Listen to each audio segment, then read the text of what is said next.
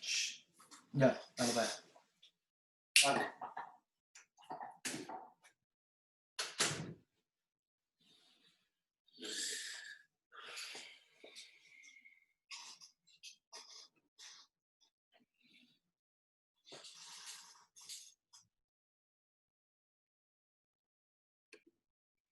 Hey, good morning, Ingrid. This is Adrian with Lux Properties, and we just wanted to make this video to kind of go through a little bit of information just to kind of prep you for the meeting. I just want to go ahead and kind of dive into a little bit about your listing, some of the listings in your market, some of the activity that has taken place, and just kind of get you set up for our meeting. Okay. So what I'm going to do is I'm going to go ahead and start off by sharing my screen with you. Just give me 1 second here. I'm going to pull it up.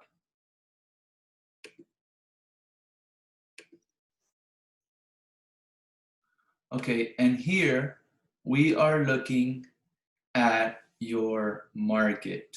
So as we can see here, we have your home, and we actually have a lot of activity at the moment. We have several closed sales. We do have a couple of active listings.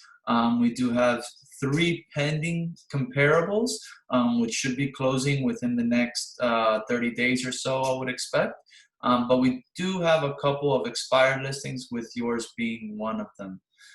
So let's go ahead and kind of dive in to our hot sheet. So I go over here to our results, and this is the MLS, by the way. So this has all been done using real estate agents and real estate brokerages, and it's the most accurate information available, as sometimes when we go on some of the other sites, oftentimes the information can be incorrect or have some false information there. So this is all on the MLS, and that's what us as real estate agents, that's what we use, 100% of the time, pretty much. So here you're gonna see the A's are in green, and those are our active sales, so our active listings. And so basically what we have here, we have the list price of $1,890,000, along with another one of $1,750,000. These are their bed counts and bath counts, along with their square foot as far as living area, their year built, and you can see based off of this criteria that they are going to be used as comparables if they do end up closing before we are able to close, because their livable square footage, which is right here, is very similar to yours. Their age is not so far off. I think I have your property here, and so your year built. It says here multiple, so I'm assuming you've had some additions done, and it doesn't have basically your living area on the public records.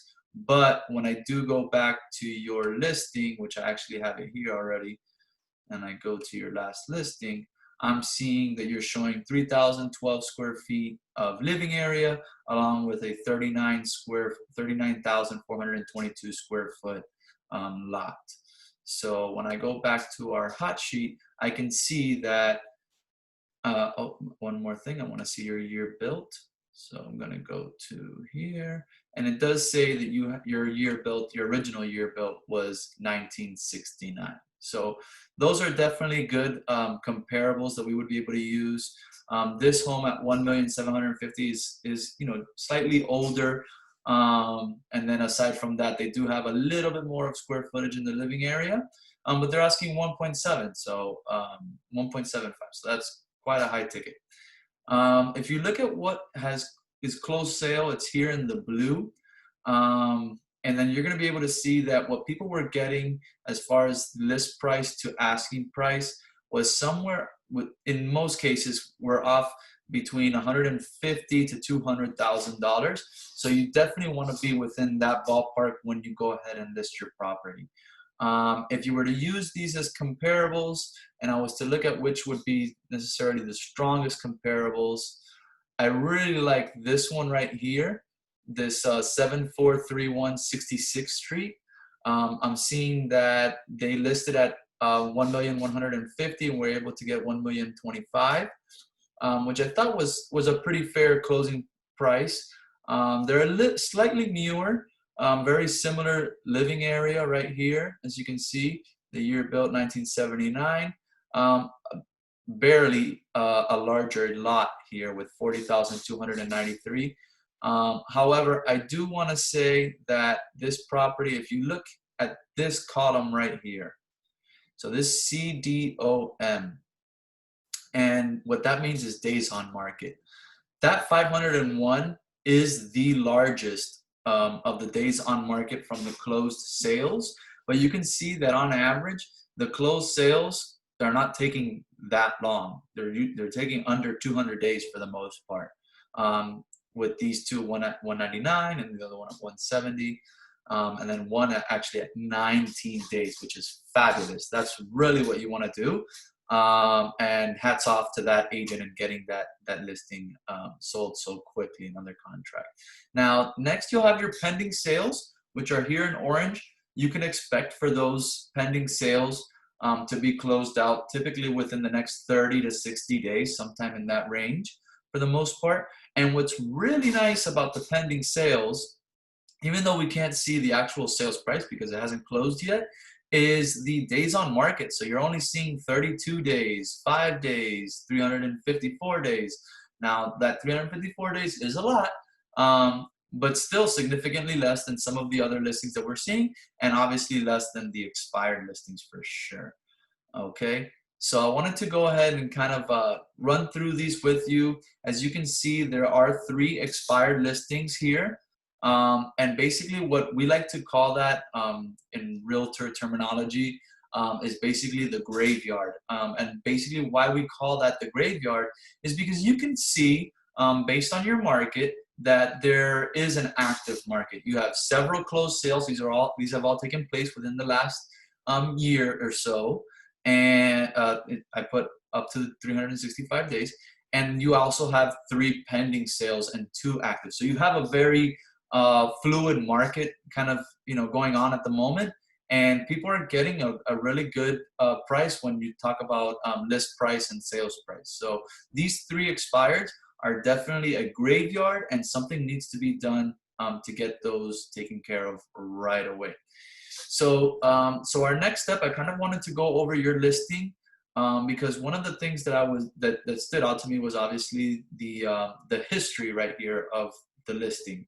We're seeing that there's a lot of back and forth, there's a lot of movement, there's been a lot of tweaks that have taken place, and you guys have actually been trying to get this property sold all the way since 2017. And I've seen, and we'll go through this kind of more when we're at the appointment. But if you look at the previous listing when it actually, so this CS right here, that's closed sale.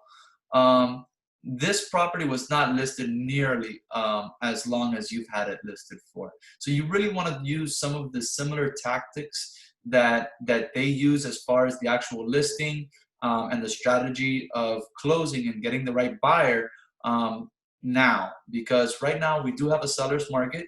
There is limited inventory.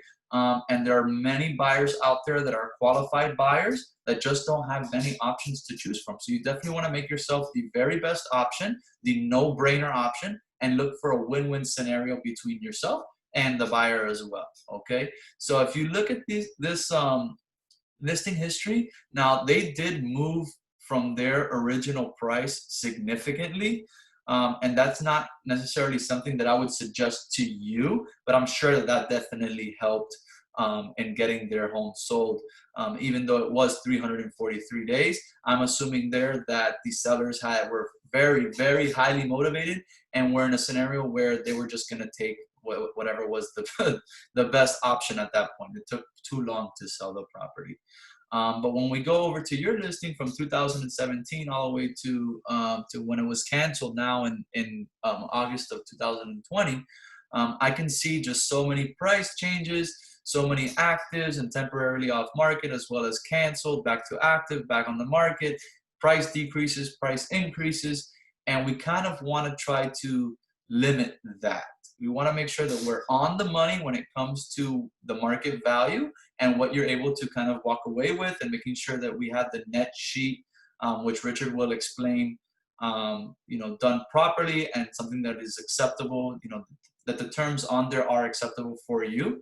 But this is just a part of the listing that I think is going to require a lot of work and due diligence in order to make sure that we can clean all of this up, because there's a lot of history, and that sometimes can show baggage, or just raise some red flags for a potential buyer or buyer's agent. So I look forward to meeting with you. I definitely want to talk more about your listing. I want to talk more about the house. I want to see the house. I want to know what your motivation is, and that way we can really come up with we can adapt our approach to to make sure that you get the most service out of the listing, and you're finally able to close. We look forward to meeting with you, and I hope to see you soon. Take care. Thank you. Bye bye.